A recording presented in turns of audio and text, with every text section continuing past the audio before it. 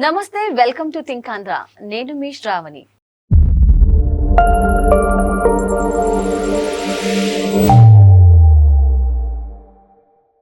ప్రస్తుతం మనతో పాటు ఉన్నారు మాణిక్ గారు. మాణిక్ గారు నమస్తే అండి. నమస్తే. మాణిక్ గారు కారుమూరి వెంకటరెడ్డి వైఎస్ఆర్సీపీ అధికార ప్రతినిధిగా ఇప్పుడు ఎక్కడ చూసినా సరే ఆయనే కనిపిస్తున్నారు. అయితే ఆయనకి సంబంధించి బోరుగడ్డ అనిల్ కుమార్ ఎవరైతే తాను జగన్ ప్రియశిష్యుని అని చెప్పుకుంటున్నారో ఆయన ఈ కారుమూరి వెంకటరెడ్డికి 1991లో రాష్ట్ర వ్యాప్తంగా సంచలనం సృష్టించిన చుండూరు దళితుల ఊచకోతకి సంబంధం ఉంది అన్నట్టు మాట్లాడారు.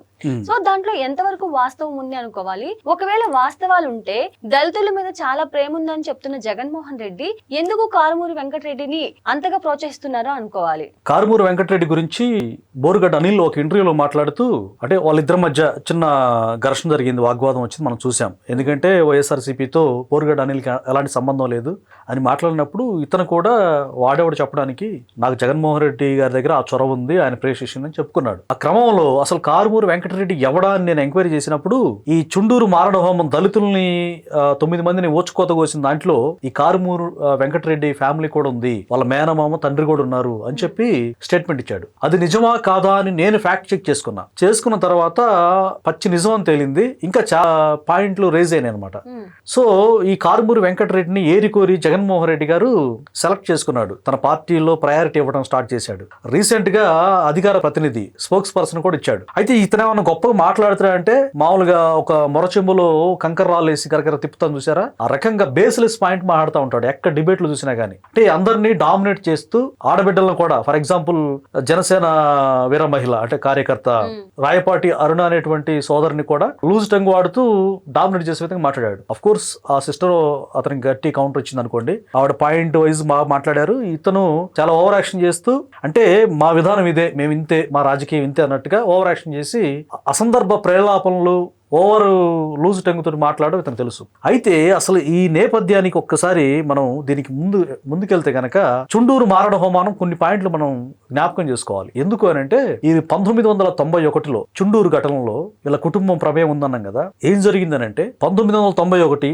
సంవత్సరంలో దళిత సామాజిక వర్గానికి చెందిన 8 మంది మాలలు, ఒక మాదిగ సామాజిక వర్గానికి చెందిన వ్యక్తుల పైన రెడ్డి వర్గానికి చెందినటువంటి వ్యక్తులు కొంతమంది, క్రూయల్ మనస్తత్వం ఉన్న వ్యక్తులు కొంతమంది వీళ్ళ మీద దాడి చేసి మారణ హోమం సృష్టించారు. ఎంత దారుణంగా చంపారంటే వెంటబడి వేటాడి వేటకొడలతోటి గొడ్డలతోటి అతి కిరాతకంగా చంపారు. అయితే ఆ చంపినటువంటి నేపథ్యంలో ఏం జరిగిందనంటే ఇద్దరు అన్నదమ్ములండి, ఇద్దరు ఒకే తల్లి బిడ్డలు. మనం జంట హత్యలు చూస్తూ ఉంటాం. అట్లా అప్పుడు కూడా జంట హత్యలు జరిగాయి. ఇద్దరు అన్నదమ్ములు ఏం చేశారనంటే మల్లె తోటలోనే చంపేసేసి వాళ్ళని భూమిలో పాతిపెట్టారు. తర్వాత ఈ ఘటన అప్పుడు రాష్ట్ర వ్యాప్తంగా మాత్రమే కాదు, ఉమ్మడి ఆంధ్రప్రదేశ్ అప్పుడు దేశవ్యాప్తంగా సంచలనం అయింది. అయితే ఈ సంఘటనతోటి అక్కడ క్రూయాలిటీ, అక్కడ వ్యక్తులు అక్యూజులు ఎంతమంది ఉన్నారో 226 మంది ఈ మారణ హోమానికి తెగించారని చెప్పేసి నిందితులుగా ఉన్న వ్యక్తుల్ని అక్కడ ఆ కోర్టు కూడా వెళ్ళారు. నిజానికి అప్పుడు జర్నలిజం స్టూడెంట్ గా ఉన్నా నేను, నాగార్జున యూనివర్సిటీలో MA journalism and mass communication చదివేటప్పుడు అక్కడ ప్రత్యేక కోర్టు పెట్టారు ఈ కేసుకు సంబంధించి చుండూరులోనే.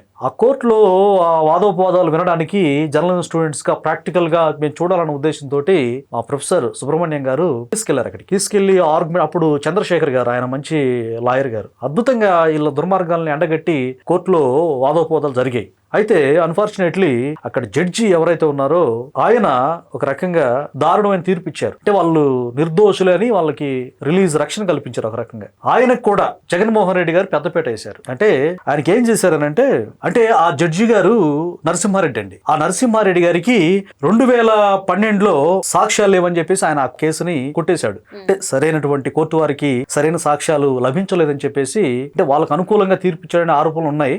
అయితే ఆయనకి ఏం చేశాడు అనుకున్నారు, జగన్మోహన్ రెడ్డి గారు 2019లో సీఎంగా గెలవగానే ఎప్పుడైతే తన సామాజిక వర్గానికి చెందినటువంటి వ్యక్తి మంచి తీర్పు ఇచ్చాడు చుండూరులో, నా ఎస్సీలు, నా ఎస్టీలు, నా బీసీలు, నా మైనారిటీలని వల్లవేసి జగన్మోహన్ రెడ్డి గారికి ఎంత కులగజ్జి ఉందనే దానికి ఇది ఒక తార్కాణం. చుండూరు ఘటనలో అందరూ దుఃఖ తపితులై ఆ భారమైనటువంటి హృదయాలతోటి వేదన పడ్డ ఆ దళితులు కావచ్చు, ఆ మానవత్వం ఉన్న వ్యక్తులు అందరూ కూడా చాలా దోషులు అన్యాయంగా బయటికి వెళ్ళిపోయారు, విడవబడ్డారు, మంచి తీర్పు రాలేదని చెప్పేసి బాధపడ్డారు. ఇలాంటి తీర్పు ఇచ్చినటువంటి 226 మందికి జడ్జి గారు ఆయనకి ఏం చేశాడంటే జీవన సాఫల్య పురస్కారం ఇచ్చి అదే జడ్జికి క్యాబినెట్ ప్రోటోకాల్ తో నామినేటెడ్ పదవి ఇచ్చాడు. అంటే ఈయనకి ఒక మినిస్టర్ కి ఎలాంటి ప్రోటోకాల్ ఉంటుందో, గన్మెన్ కావచ్చు, వెహికల్ కావచ్చు, ఇంటి ఇంటికి సంబంధించినటువంటి ఆలవినసులు కావచ్చు అన్ని కూడా ఒక కేబినెట్ హోదా కలిగినటువంటి పదవి ఇచ్చాడు. అసలు నిజంగా అలాంటి జడ్జిలు ఇలాంటి పదవులు తీసుకోవచ్చా? జడ్జి అన్న వ్యక్తి చాలా హుందాతనంగా రీసెంట్ గా గవాయ్ గారు సుప్రీంకోర్టు చీఫ్ జస్టిస్ గా చేశారు. ఆయన ముందుగానే రిటైర్డ్ అయ్యే ముందు చెప్పారు, నేను ఎలాంటి పదవులు తీసుకోను, నాకు అవసరం లేదని చెప్పేసి. అది నిబద్ధత ఉన్న వ్యక్తులు అలా ఉంటారు. అలాంటి వ్యక్తుల మీద కొంతమంది దుండగులు బూట్ వేశారు, అది వేరే విషయం అనుకోండి. అంటే జడ్జి విషయం వచ్చింది కాబట్టి చెప్తున్నా. ఇప్పుడు నా ఎస్సీలు, నేను ఎస్సీలకి మేనమావని అని చెప్పే వ్యక్తి ఇతను నిజమైన మేనమావ, ప్రేమన్న మేనమావ, లేకపోతే కంసమామ అనేది మనం అర్థం చేసుకోవాలి. కంసుడు పసిబిడ్డల మేనలుల మారణ హోమం సృష్టించడానికి మూలస్తంభం అన్నమాట. అలాంటి జగన్మోహన్ రెడ్డి ఈ కారుమూరి వెంకటరెడ్డికైనా వీళ్ళ మేనమావ మల్లికార్జున రెడ్డి అని ఉన్నాడు. ఈ మల్లికార్జున రెడ్డి ఈ దళితుల్ని ఊచకోతకోసిన దాంట్లో ఒక కీలక భూమికి పోషించాడు. వీళ్ళ నాన్న రమణారెడ్డి, ఈ రమణారెడ్డి కూడా ఆ హంతకుల జాబితాలో ఉన్నాడు. ఈయన కూడా విచిత్రం చెప్పమంటారా, తీర్పు ఇచ్చిన జడ్జిగే కాదు ఈ మల్లికార్జున రెడ్డి కూడా హై ప్రయారిటీ ఇచ్చి పార్టీలో ప్రాముఖ్యత ఇచ్చాడు. ఈ పార్టీలోకి వచ్చి దళితుడైనటువంటి వేమూరు నియోజకవర్గం ఎస్సీ రిజర్వ్డ్ మేరుగు నాగార్జున ఉన్నాడు ప్రబుద్ధుడు. ఈ ప్రబుద్ధుడు కూడా ఈ దళితుల మారణ హోమానికి సంబంధించి ఉద్యమం చేశాడు. మరి అలాంటి వ్యక్తికి నిందితుల్లో ఒకడైనటువంటి మల్లికార్జున రెడ్డి కారుమూరి వెంకటరెడ్డి వాళ్ళ మేనమామ మేరుగు నాగార్జున విజయం కోసం ప్రచారం చేస్తాడు. మరి ఇదేం రాజకీయమో, ఇదేం దౌర్భాగ్యమో, ఇదేం చాపల్యమో ప్రజలు అర్థం చేసుకోవాలి. చూడండి, జగన్మోహన్ రెడ్డి యొక్క తంతు ఎలాంటిదంటే మనం చూసుకోవచ్చు. అనంతబాబు ఎమ్మెల్సీగా ఉండి జగన్మోహన్ రెడ్డి ప్రయారిటీ ఇచ్చిన దాంట్లో దళిత డ్రైవర్ సుబ్రహ్మణ్యాన్ని అనంతబాబు డ్రైవర్ ని చంపి డోర్ డెలివరీ చేస్తే అతన్ని హక్కును చేర్చుకొని అతన్ని గొప్ప స్వతంత్ర సమరయోధుల్లాగా అప్రిషియేట్ చేస్తాడు, తనకు అనుగుణంగా శిష్యులాగా చేసుకుంటాడు. అలాగే ఈ దళితులు మారణ హోమం సృష్టించినటువంటి వెంకటరెడ్డి ఫ్యామిలీ వాళ్ళ మేనమావను కూడా పార్టీలో కీలక భూమికి ఇస్తాడు. మరి ఆధారం లేవన్న నెపంతో ఒక తప్పుడు తీర్పు ఇచ్చినటువంటి జడ్జి గారిని హై ప్రయారిటీ ఇచ్చి ఆ కేబినెట్ హోదా కల్పించి జీవన సాఫల్య పురస్కారం కూడా ఇస్తాడు జగన్మోహన్ రెడ్డి. ఒకసారి మీరు చూస్తే గనక ఈ జగన్మోహన్ రెడ్డి నిజంగా దళితులకి ఎస్సీలకు మేలు చేశాడా? నా ఎస్సీలు, నా ఎస్టీలు, నా బీసీలు, నా మైనారిటీలు అనేది బాగా బైహార్ట్ చేశాడు అతను జగన్మోహన్ రెడ్డి. ఇలాంటి వ్యక్తి మరి ఇక దళితులకు ఎక్కడ? చుండూరు ఘటన ఒకసారి మనం గుర్తు చేసుకుంటేనండి, వాళ్ళని ఇద్దరు అన్నదమ్ములు కూడా, ఇద్దరు ఒకే తల్లి బిడ్డల్ని జంట హత్యలు మనం చూస్తా ఉన్నాం. తాజాగా పల్నాడులో కూడా జరిగిన జంట హత్యలు అడిగోపులు అనే ఊర్లో. అంతకు ముందు కూడా చంద్రయ్య ఊర్లో కూడా ఇద్దరు వ్యక్తులను చంపారు, జవిశెట్టి వెంకటేశ్వర్లు, జవిశెట్టి శ్రీని అనే వ్యక్తులను కూడా, టీడీపీ సానుభూతి పరులను. సో ఇట్లాగా అప్పుడు ఆ రోజుల్లో కూడా జంట హత్యలు జరిగాయి. ఏది?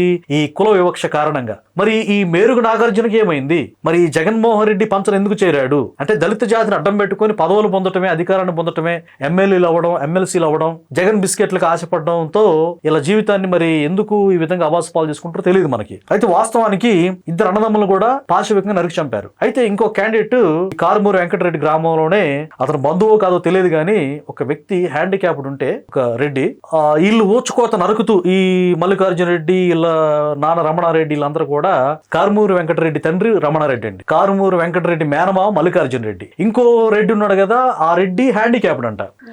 ఆడికి కూడా చంపాలి, నేను దళితులని వాళ్ళ రక్తాన్ని కల్లా చూడాలి అని చెప్పి అనుకున్నందుకు అతనికి సాటిస్ఫై చేయడానికి ఈ వ్యక్తులే, కారుమూరి ఫ్యామిలీ వ్యక్తులు కొంతమంది కలిసి వీళ్ళు ఒక వ్యక్తిని అతి కిరాతకంగా నరికి కాలు కూడా నరికేసి ఆ హ్యాండిక్యాప్డ్కి అప్పచెప్తాడంట. ఆ హ్యాండిక్యాప్డ్ అతన్ని చింద్రవందగా నరికే క్రమంలో కొంచెం తప్పించుకున్నాడంట. అరే తప్పించుకున్నాడని చెప్పేసి బాధపడతా ఉంటే మళ్ళా తీసుకుపోయి అతనికి అప్పచెప్పారు, చిత్రవందగా నరికాడు. తర్వాత చనిపోయిన వ్యక్తులను కూడా గొడ్డలతో పాశవికంగా చింద్రవందగా నరికేశాడంట ఆ హ్యాండిక్యాప్డ్. మరి ఇంత దారుణానికి ఒడిగట్టినటువంటి మానవత్వాన్ని మరిచి కులవివక్షతోటి పేటరేగిపోయిన వ్యక్తులకి జగన్మోహన్ రెడ్డి ఇంత పెద్దపీట వేయడాన్ని మనం ఏ విధంగా అర్థం చేసుకోవాలి? మరి ఆ తప్పుడు తీర్పిచ్చినటువంటి ఆ జడ్జికి, నరసింహారెడ్డికి నా రెడ్డేగా అనుకొని మరి అతనికి అందలం ఎక్కించేసి జీవన సాఫల్య పురస్కారం ఇస్తాడా? కేబినెట్ హోదా ఇస్తాడా? దళితులారా ఆలోచించండి, జగన్మోహన్ రెడ్డి నైజం ఆలోచించండి. చాలా దౌర్భాగ్యమైనటువంటి ఆ వ్యక్తిత్వాన్ని మనం అర్థం చేసుకోవాలి. సో ఈ రకంగా చేసిన ఈ కారుమూరి వెంకటరెడ్డి ఇప్పుడు ఒక శుద్ధపూసలాగా, ఒక సమాజ హితం కోరే వ్యక్తిలాగా స్పోక్స్ పర్సన్ ఇవ్వచ్చా? ఇవ్వకూడదు అంతే. ఎందుకంటే ఒక స్పోక్స్ పర్సన్ అంటే మంచి విషయాలను వెల్లడి చేయాలి, మంచి సబ్జెక్ట్ తో మాట్లాడాలి, పార్టీ యొక్క పటిష్టత పాటుపడాలి. ఓకే, నువ్వు పార్టీ చేసి గొప్ప విషయాలను వివరించాలి. ఇదిగో మా నాయకుడు ఇలా చేశాడు, మేము ఈ విధంగా అభివృద్ధి చేశాము, మీరు అర్థం చేసుకోండి అని ప్రజలకి కన్వే చేయాలి. ఇందాక నేను చెప్పినట్టుగా వాళ్ళ శబ్దంలాగా కరకరకరకరలాడుకుంటా మొర చెంబులో కంకర రాలేస్తే చాలా ఇరిటేషన్ వస్తూ ఉంటుంది సౌండ్. అట్లా ఇతను నోరుంది కదా అని బేస్లెస్ మాటలు మాట్లాడుతూ ఆ డిబేట్లలో కొక్కిరొచ్చిన కోడాలా అరుస్తూ ఉంటాడు అనమాట. ఈ వ్యక్తి కారుమూరి వెంకటరెడ్డి అనే వ్యక్తి ఇంత నీచంగా దళితుల పట్ల మారణ హోమనం చేసినటువంటి ఫ్యామిలీ నుంచి వస్తే వాళ్ళని హక్కును చేర్చుకున్నాడంటే దాని అర్థం ఏంటి? నేను ఇలాంటి వాళ్ళకే బాసటగా ఉంటాను, బోరుగడ్డ అనిల్ లాంటి వాళ్ళకి అండగా ఉంటాను, చంద్రబాబు నాయుడు గారి మీద రాళ్ళు వేసిన వ్యక్తులకు నేను అందలం ఎక్కిస్తాను, ఆయన ఇంటి మీద దాడి చేస్తే నేను వాళ్ళకి ప్రయారిటీ ఇస్తాను. మనం చూసాం, మీరు ఎవరైనా చూడండి, అంతకు ముందు చంద్రబాబు నాయుడు గారి ఇంటి మీద దాడి చేస్తే అతనికి మంత్రి పదవి ఇచ్చాడు జోగి రమేష్ కి. కొడాలి నాని బండ బూతులు తిడితే, ఇదిగో నాని నువ్వు మీ కులాన్ని మీ కమ్మ సామాజిక వర్గాన్ని తిడితే నీకు నీ మంత్రి పదవి ఇస్తా అనేసరికి జీ హుజూర్ చిత్తం దొర అని చెప్పేసి ఒక రకంగా సొంత కులాన్ని కూడా అభిమానించుకునే దౌర్భాగ్య పరిస్థితిలో కొడాలి నాని చంద్రబాబు నాయుడు గారిని ఆయన కుమారుడిని చాలా నీచంగా దుర్భాషలాడాడు దౌర్భాగ్యంగా. సో అతనికి కూడా ప్రయారిటీ ఇచ్చాడు. మరి ఆదిమూలపు సురేష్ ఇక్కడ చంద్రబాబు నాయుడు గారి మీద ఎర్రగొండపాలెంలో ఆయన ఒక యూపీఎస్సీ క్యాండిడేట్ అనమాట. అంటే సెంట్రల్ సర్వీస్ చేసి గొప్ప ఉన్నతమైనటువంటి చదువుకొని ఉన్నతమైన పదవి చేసి ఐఆర్ఎస్ లో చేసినట్టుంది. ఆయన చొక్కా ఇడిసి వీధి రౌడీ లాగా చంద్రబాబు నాయుడు గారి మీద రాళ్ళు లేపిస్తాడు ఆయన ఆదేశాల మేరకు. అతను కూడా మంత్రి పదవి ఇచ్చాడు, బహుశా ఎడ్యుకేషన్ మినిస్టర్ ఇచ్చినట్టుంది. సో ఈ రకంగా జగన్మోహన్ రెడ్డి సిద్ధాంతం ఇంత క్రూయలు కనబడతా ఉంటే ఈ రప్ప బ్యాచ్లకి మరి ఈ కారుమూరి వెంకటరెడ్డి కూడా ప్రయారిటీ ఇవ్వడంలో ఆశ్చర్యం ఏముంది? సో దీన్ని బట్టి మనం అతి కిరాతకంగా ఆ సంఘటన తలుచుకుంటేనే హృదయం గగురు పొడుస్తుంది నిజానికి. సో ఈ కారుమూరి ఈ కారు కూతలు కుయ్యడానికి మాత్రమే పెట్టాడు. ఆ నేపథ్యం కూడా తెలుసుకోకుండా ఇప్పుడు ప్రజలకు తెలిసింది కదా, ప్రజలకు చాలా వరకు తెలియదు అంతకు ముందు. కానీ బోరుగడ్డ ఒక మంచి విషయాన్ని బయటకు తీసుకొచ్చాడు. సొసైటీకి ఒక బ్యాడ్ పర్సన్ కూడా, ఒక బ్యాడ్ ఎగ్జాంపుల్ కూడా ఒక మంచికి ఉపయోగపడద్దు అన్నట్టుగా ఇతను ఈ కారుమూరి వెంకటరెడ్డి ఈ సీక్రెట్ విషయాన్ని రివీల్ చేసిన తర్వాత అమ్మో అదే అని దళితులు మొత్తం కూడా ఇప్పుడు జగన్మోహన్ రెడ్డికి యాంటీ అయ్యే పరిస్థితి. ఎందుకనంటే దళితులని మారహోమంగా, అంటే దళితులకి నిజానికి ఆత్మగౌరవం ఎక్కువ ఉంటుందండి, అంటే మాట అంటే పడలేరు.